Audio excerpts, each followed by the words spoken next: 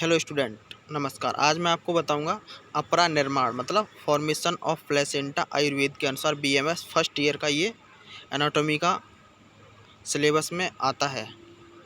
आयुर्वेद के अनुसार गर्भिणी स्त्री के आर्तव व स्रोतस का गर्भ के द्वारा अवरोध होने से गर्भिणी के आर्तव स्राव नहीं होता। मतलब जब वह प्रेगनेंसी कंज्यूम कर लेती है फिर उसका मेंस्ट्रुअल साइकिल नहीं होता।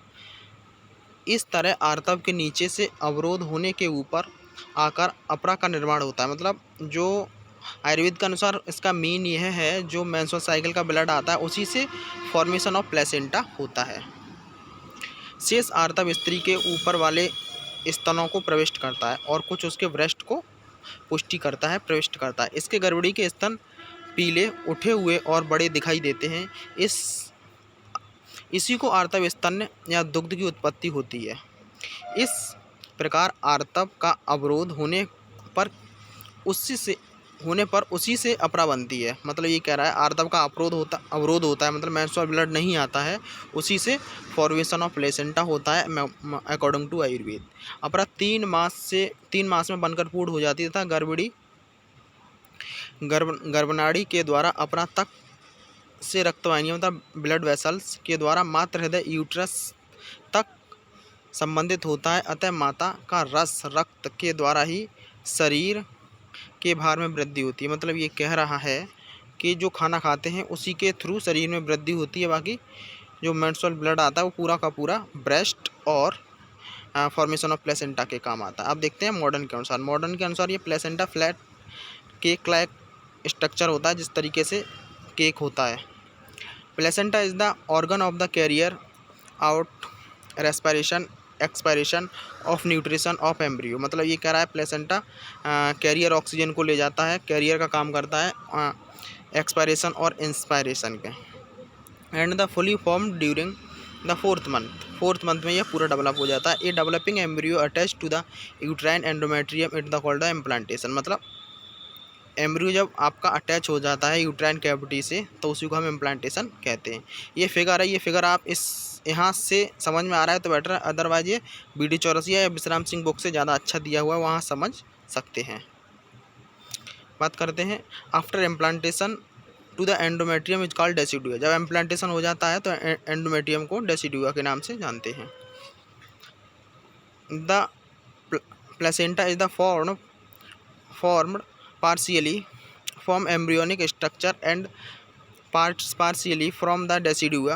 Is it responsible for the transport of nutrition, oxygen, fetus removal, waste? मतलब ये कह रहा है, ये पॉइंट कह रहा है कि जब इम्प्लांटेशन हो जाता है तो प्लेसेंटा का काम होता है बच्चे को ऑक्सीजन देना और वहाँ से वेस्ट मटेरियल को लेकर के आना। The essential element of the placenta are chorionic villi. The villi are surrounded by maternal blood, fetal blood circulation through the capillary. मतलब ये कह रहा है एसेंशियल जो प्लेसेंटा को ज़रूरत होती है वो माता के ब्लड से ले लेता है और fetal blood circulated through the capillary, और फीटल प्लेसेंटा के थ्रू फीटस के बच्चे के ब्लड में सर्कुलेट कर देता है। The maternal and fetal blood are scrapped by a very thin placenta membrane barrier. मतलब कह रहा है माता और प्लेसेंटा और बच्चे के बीच में एक स्क्रैप्ट मतलब बहुत ही पतला एक बैरियर होता है।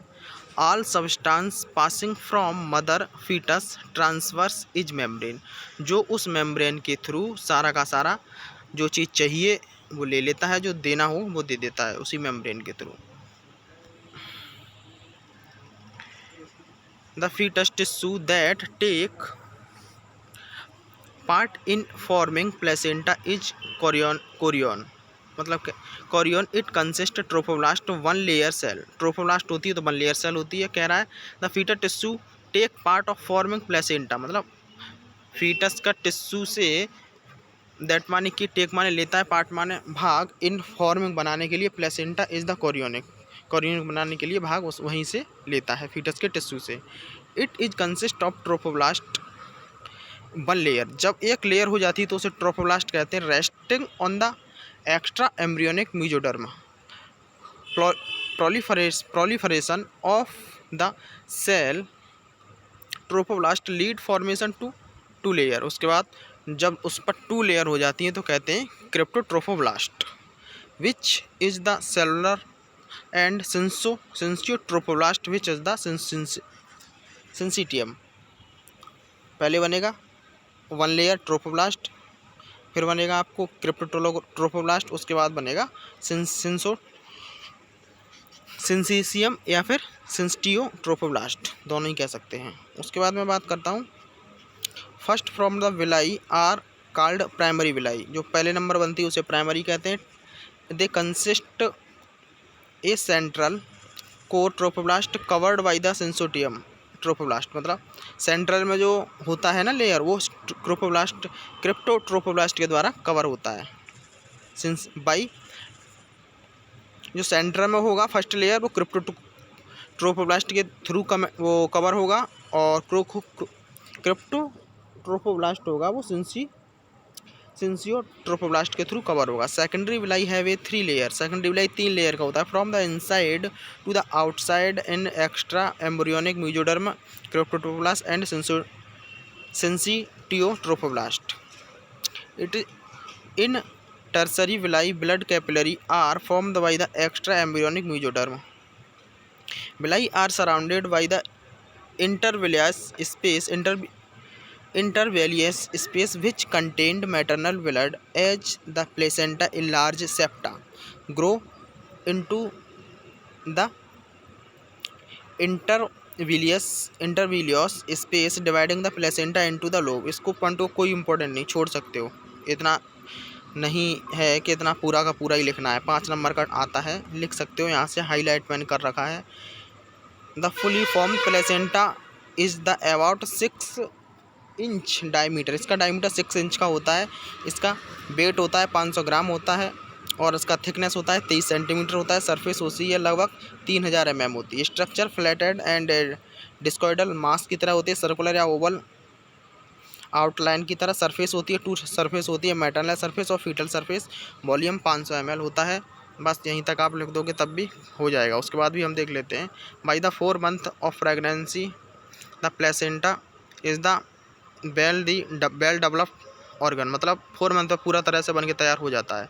Placenta continue placenta increase in the area thickness. मतलब धीमे धीमे वो अपना आकार बढ़ाता रहता है। The placenta attachment to occupies the 1/3 internal surface of the uterus. मतलब 1/3 हिस्से को यूट्रस को वो घेर के रखता है, अटैच होता है। The birth a few minutes after delivery of the child the placenta separated from the uterine वाल। मतलब आफ्टर डिलीवरी के बाद लगभग 30 मिनट के 5 से लेकर के 30 मिनट के अंदर यह यूट्रस से बाहर हो जाता है। यह इतने देर में नहीं होता है तो उसके बाद उसे इंस्ट्रूमेंट के थ्रू या एक एक्सपर्ट डॉक्टर के थ्रू हाथ से बाहर कर दिया जाता है। यूट्राइन वाल expanded from the uterine cavity from the result of the contraction. हाँ, कंट्रैक्शन देते हैं ऑक्सीटोसिन इंजेक्शन या सेंटो लगा के। Contraction of the uterine muscular the line separation occurs through the spongy layer of the decidua. मतलब contraction का मतलब क्या है, वहाँ झटके आते हैं, इंजेक्शन देना पड़ेगा, उसके बाद ही झटके आएंगे, वो अब ऑटोमेटिक से वो बाहर आ जाएगा। The placenta the normally attached to the upper part of the body of uterus. मतलब फंडस से ये यूट्रस की बॉडी से ही अटैच होता है। ये placenta attach to the lower down part is called the placenta previa. मतलब इसका है प्लेसेंटा प्रीविया का मतलब होता है जब प्लेसेंटा जहाँ से यूट्रस का माउथ स्टार्ट होता है उस एरिया में अटैच होता है, एंटीरियर प्लेसेंटा होता है तो उसे प्लेसेंटा प्रीविया कहते हैं। ये कॉम्प्लिकेशन है एक। It can cause problem during the child birth. मतलब ये उसके बच्चे के जन्म में दिक्कत करता है, क्योंकि पहले आना चाहिए बच्चे का हेड, लेकिन वहाँ आता है बच्चे का प्लेसेंटा, तो वहाँ कॉम्प्लिकेशन क्रिएट होते हैं। ऐसी स्थिति में सिजेरियन करना पड़ता है। Formation of placenta trophoblast and tissue of the uterine together important organ of the placenta. मतलब ट्रोफोब्लास्ट के थ्रू उसका बहुत ही प्लेसेंटा और टिश्यू के थ्रू यूट्राइन टुगेदर, मतलब इन सब को मिलकर के प्लेसेंटा बनता है। Thank you.